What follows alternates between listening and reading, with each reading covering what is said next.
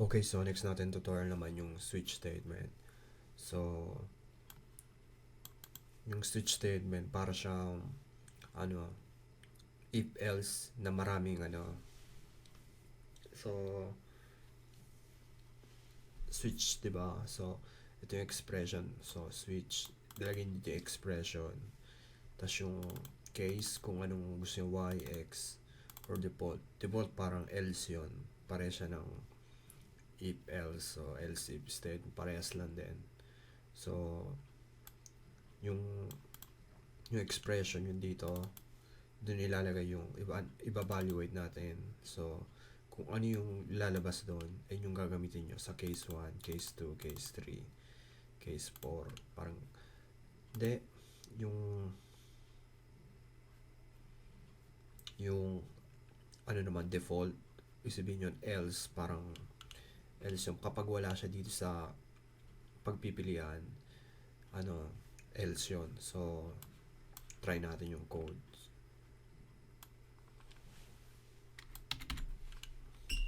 Okay, so analyze natin. So, may value tayo na int day 4. So, lalabas yung Thursday. Pag nira natin, Thursday yung lalabas. Kasi may case 1. Diba, ilalagay dito yung value 4. So, 1, 2, 3, 4. Thursday. Paano naman kapag wala? So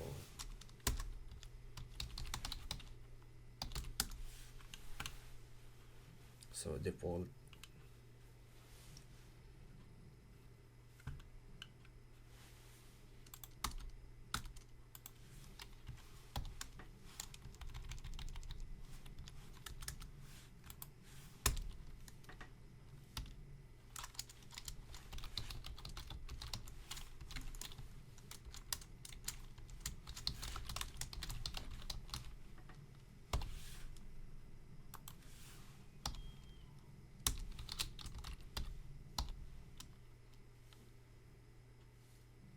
Ayan.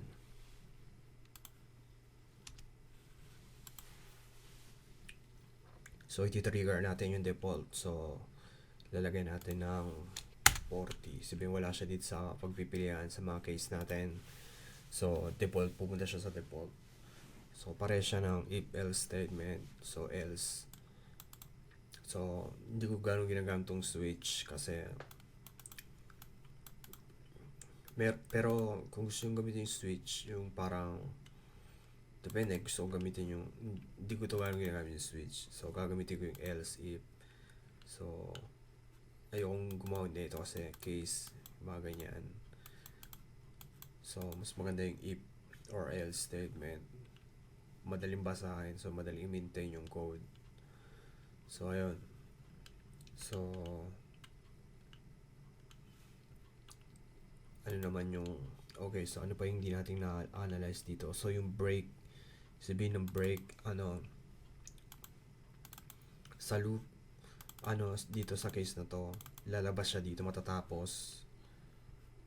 So, okay, so i-cut muna natin dun, ayong mahaba na video. So, doon na tayo sa next tutorial. Pag-aaral natin yung break keyword.